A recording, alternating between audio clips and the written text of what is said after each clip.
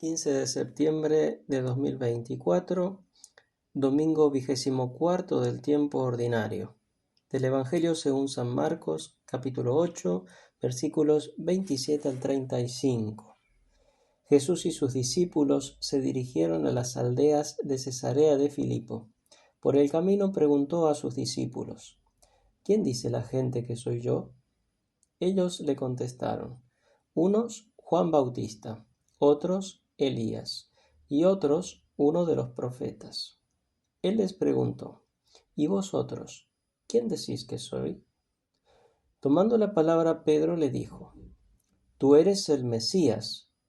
Y les conminó a que no hablaran a nadie acerca de esto, y empezó a instruirnos: El Hijo del Hombre tiene que padecer mucho, ser reprobado por los ancianos, sumos sacerdotes y escribas, ser ejecutado y resucitar a los 3 días.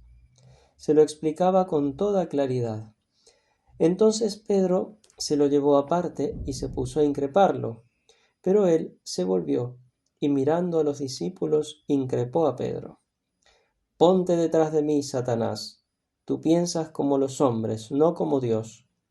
Y llamando a la gente y a sus discípulos, les dijo: Si alguno quiere venir en pos de mí, que se niegue a sí mismo, tome su cruz y me siga.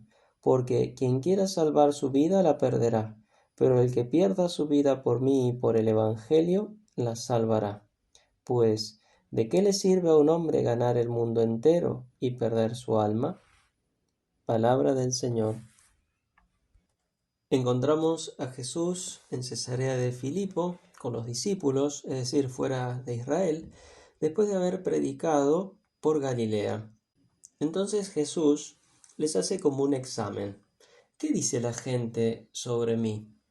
Después de haber predicado, hecho milagros y haber estado curando gente, ¿qué piensa la gente? ¿Qué dicen de mí? Bueno, ahí dicen la opinión de la gente, que en realidad estaba equivocada, porque decían que eran Juan Bautista, Elías o alguno de los profetas, incluso como que hubieran vuelto a la vida algunos de los profetas. Y luego les pregunta a ellos, los cuales, iluminados por Dios, tomando la palabra Pedro en nombre de ellos, dice: Tú eres el Mesías. Y realmente entendieron bien. Han entendido quién es Jesús. Es el Mesías, el Hijo de Dios. Entonces Jesús le dice que no lo digan a nadie. ¿Por qué? Porque está mal entendido cómo tiene que ser el Mesías. Ellos consideraban que el Mesías tenía que ser un personaje glorioso, que dominara incluso políticamente, y ese no es el tipo de mesianismo que tiene Jesús, no es la voluntad de Dios. Entonces Jesús les empieza a explicar que el Hijo del Hombre, Jesús glorioso, tiene antes que padecer mucho, ser reprobado de las autoridades, ser ejecutado a muerte en la cruz y resucitar a los 3 días. Y le decía esto con mucha claridad. Claro, Pedro no entendía esto, los discípulos tampoco. Entonces Pedro, con cariño, con respeto, se lo llevó aparte y lo empezó a reprender. No te va a pasar esto de ninguna manera. Pero Jesús enérgicamente le dice: Vete detrás de mí, Satanás.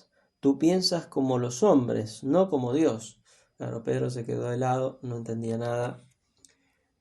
Nosotros naturalmente rechazamos la cruz. Tenemos horror a lo que sea sufrimiento, humillación, todo ese tipo de cosas. Tenemos una repugnancia instintiva, natural. Entonces, claro, ellos que amaban a Jesús y que tenían la idea de un Mesías glorioso no podían entender, no podían soportar esto de que Jesús tenía que sufrir y morir y ser rechazado. Entonces Pedro rechaza esa idea y Jesús le dice: Tú no entiendes nada, tú estás pensando como hombre y no te das cuenta que el plan de Dios es salvar a los hombres mediante la cruz, y tiene que ser así, es necesario que sea así. Estás obrando mal, me estás siendo un obstáculo como Satanás, lo llaman Satanás. Entonces tenemos que tomar conciencia de que para comprender los caminos de Dios necesitamos convertirnos y tener fe, porque naturalmente hay cosas que no las podemos entender. Y entonces Jesús sigue explicando a la gente y también a los discípulos: si alguno quiere venir en pos de mí, si alguno quiere ser mi discípulo, tiene que negarse a sí mismo. O sea, tiene que renunciar a sí mismo, a sus gustos, sus intereses, sus caprichos.